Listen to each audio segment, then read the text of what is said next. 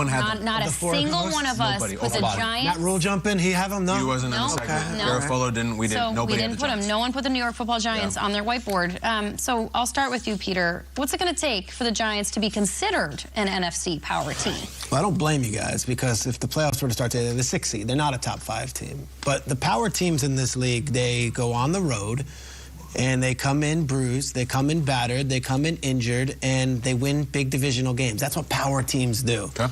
I think if the Chiefs were coming off a loss like the Giants had last week, the Chiefs would go on the road and win. I think if the Eagles were coming off a loss like the Giants had last week against the Lions, they would come out on the road and they would go out there and they'd win. I think the Bills coming up, they would go out there and Bills went through the snow and they beat Cleveland. Let's go, let's win. They won. I don't know if the Giants can have it. I just don't know if they have it. And I feel like a lot of Giants fans are looking at these next few games on the schedule, and they're like, the season is still very much salvageable. These are division opponents. Clean last week out of our brain and go and take care of business. You beat the Cowboys, you host the Commanders, you win those 2 games, you're right back in it and you're one of those power teams. You host the Eagles, and then you travel to the Commanders, who are having a heck of a run right now and are not to be overlooked. This is it right here. You want to be a power team? Play power football. Go win. I don't know anyone who's giving them a shot tomorrow. They're injured. They're coming off this terrible loss. Jones threw 2 years. It looked like Jones came down to earth a little bit. But don't forget, they had won a lot of close games going into last week's loss to the Lions. And they know what's at stake. They know what the deal is. They've already been embarrassed once by the Cowboys at home on a Monday Night Football game, where they pleaded for the entire fan base to break out their white outfits, and they lost. And that was the Joe Judge whiteout, right? No, it was there. It was the Brian Dable whiteout. It was this year. We did that Monday Night Football. Everyone wear white. Everyone wear white. And then that felt like a year ago. It looked like they were wearing another color afterwards. I will just say that the Giants, if they're a power team, they win this game. If they're not, it's still okay. Like, you can still figure things out. You're just not a power team. And you're not going to be ranked in the top 5 because you don't belong in the top 5. A lot of Giants fans that I'm friends with are talking 42-10 Cowboys win this week. Really? You know, 35-0. It feels like that. There's a sense that the balloon burst last week, maybe for both New York teams. And we don't know, but certainly the Giants. The crowd was there. It was a Thanksgiving weekend. It was everyone has no work on Monday. You got the Lions in town, and they got the doors blown off them. How do you respond? I don't have a ton of faith. I'm not picking them. I think the Cowboys win. However, it doesn't matter what I think. It's what the Giants do and what they believe in that building. They have a chance to erase a lot of doubt from people. Kyle asked a really good question once we had our teams on the whiteboards, which was, do any of these NFC teams rank in just the league right now, the top 5? Because the AFC is just playing out of their minds right now. When I thought about, like, the definition of a power team, I went your direction first, Peter. I was like, oh, you just have to win at this point of the season. Like, you just have to stack games. But to me, it's a power team is one that you don't want to face for a full 60 minutes. And to me, that's the Chiefs, that's the Bills, that's the Eagles. And those are kind of my only 3 right now. Can Brian Dable get this Giants team playing where you are a nightmare down the stretch? Like, a game that you would wish it had just ended after 3 quarters of football. To me, that's a power team. And unless Dable can get this team right, and at this point with the Giants, we all know this, frankly, about both teams here in New York City, it's not just about this season anymore. It's building on a season that we kind of least expected out of both the Giants and the Jets. But for the Giants in particular, how do you become a power team in the NFC is becoming so powerful that you are relentless in the 4th quarter. Is the quarterback the guy that's going to be relentless for you? Saquon Barkley feels relentless right now, but you have to build a roster and an organization. Frankly, I think Brian Dable is a relentless coach, but does he have the guys that you don't want to face at the 2-minute warning where you're coming out of the TV timeout, you're like, oh, good God, the Giants coming out of a TV is the worst Giants team you want to face. That, I think, is what makes the team powerful. Yeah, and I think there's a sense just overall with the Giants that they've been overachieving, and when you overachieve, it catches up with you. Also in the NFC, some weird stuff's going to happen the next 6-7 weeks. I think some teams are going to come running. I think some teams are going to fade. When we did our top 5 in the NFC, I had the Commanders in my top 5. I liked the Commanders a lot. But your definition, Peter, was you got to go on the road and you got to make up for bad. The elephant in the room is them versus Dak Prescott. I mean, it is miserable. You got to take care of business, your own division. Look at Dak's last 9 starts against the Giants. It's blistering. It's embarrassing. It is a walloping. Any word you want. 9-0, huge point differential, 13. Now, they beat Dallas earlier this year. But that was the Cooper Rush experience. It's a different deal. Like, that was not, it's not Dak. Guys, you got to take care of this really, really quickly because Patrick Mahomes doesn't have this. Yeah, but I always lose to Derek Carr every year. Are you kidding me? It doesn't exist. Aaron Rodgers is like, yeah, but whoever the Bears has always gets me.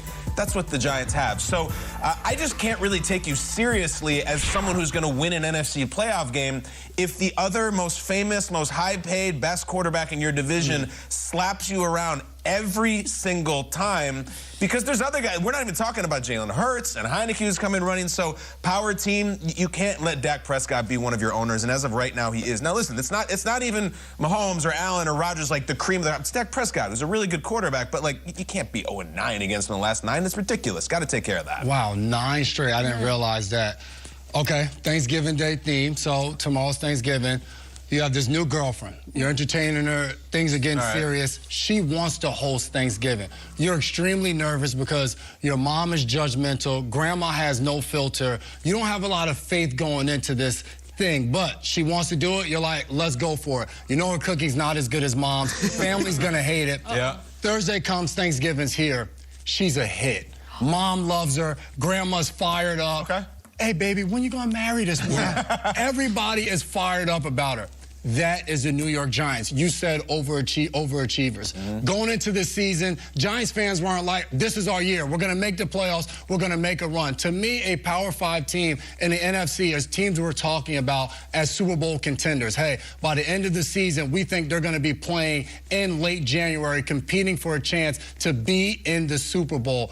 I don't have the Giants there, but that's okay. Coming into this season, it was just like, all right, Dable's just getting there. Let's see if they can start to get things going in the right direction. I've been on many teams where you get a new head coach, a new general manager, and it's so hard to get players and people within the organization to buy in, because the thing you need to do that are winning football games. Matt Rule sat in this chair yesterday, and he said, hey, if I had to do it all over again, you need to win early as a head coach. They've done that. They've won games. They see that the system works. They know that what Coach Dable is preaching, if we can execute it and we go out there and do what we're supposed to do, we'll win games. The Giants are a power team in the future. Let's see what the draft brings, free agency, all of those things. It's not their year to be a power team, but they're going to possibly be in the playoffs and have a chance to have a good season. Their girlfriend showed up on Thursday. She cooked a good meal. She entertained. She impressed everybody. You walk away, you're like, things are looking up. Like, the future is bright for the Giants. That's where it is. The future so is if bright. the Giants crush it on Thanksgiving, people are going to want to jump on that bandwagon and commit and marry the girlfriend, but you're saying you need sustained, sustained performance out of the girl. What do you guys think of my, and I love the analogy, what do you think of my take that it's 42-10? This thing is like, There's a high likelihood. Yeah. Like, right? Doesn't it feel that way coming off of what Dallas just did and what the Giants did? They played good football under Dable. It hasn't been like. What was that Lions game? It was 24 to. They fell on their face a little bit, but it wasn't 42 to. And I know the Lions obviously aren't the Cowboys, so it's just like they played well enough to be in games each and every week. I don't have a reason to really believe that it just falls all the way off the map, you know? I just am not convinced by this Giants team yet this season, and that's why I can't get on board with like they're going to walk in somewhere against a really good team that's playing really good football right now at their house on their holiday in the NFL and say, we're going to beat you. Giants game after, the Cowboys game after the game as well. We'll see how that goes. The Daniel Jones piece is massive. If he does not play well in this game, there's a lot more at stake for him. I'm not kidding. 48 hours ago, we were talking about the Giants, or 72 hours ago, Giants being division leaders. We're talking about Daniel Jones getting a long-term extension. They fall on their face on Thanksgiving. I think a lot of that stuff can be erased, and suddenly we're back at the drawing board. Are we really bringing Daniel Jones back? Micah Parsons ate up that Vikings offensive line like a turkey leg on Sunday, and that just may have been the appetizer for the Cowboys defense. Oh, gosh, fodder for all. Ian Rappaport, you're hanging around. What's to look forward to on Thanksgiving is handful of games. Tomorrow, I'm sure there's headlines aplenty. Yeah, we'll start with the status of maybe Dallas's best player on both sides of the ball, Micah Parsons. They do everything defender. Had a little bit of a scare last week, got rolled up on late in the game, has a knee and ankle injury, described the pain to reporters as really something that he has never felt before, felt like a acute, sharp pain, which I would say was cause for concern all over the place. He did end up coming back into the game, which was a very good sign, although kind of weird considering it was about a 30-point game at that point, but still positive that he was able to come back. talked to reporters this week, said everything is positive. He does sound optimistic about being able to play, but obviously that is something we will be keeping our eye on. Another thing we will be keeping our eye on this week, the Jets starting quarterbacks. And that really hasn't much of a question the last 2 years. It has, of course, been Zach Wilson, their first rounder, someone they believe is their franchise quarterback. But his status is now, I would say, in doubt for Sunday. Robert Saleh opened the door just a little bit on Monday, saying all options are on the table, and he did not definitively name Zach Wilson the starter again. I would expect Saleh to take the entire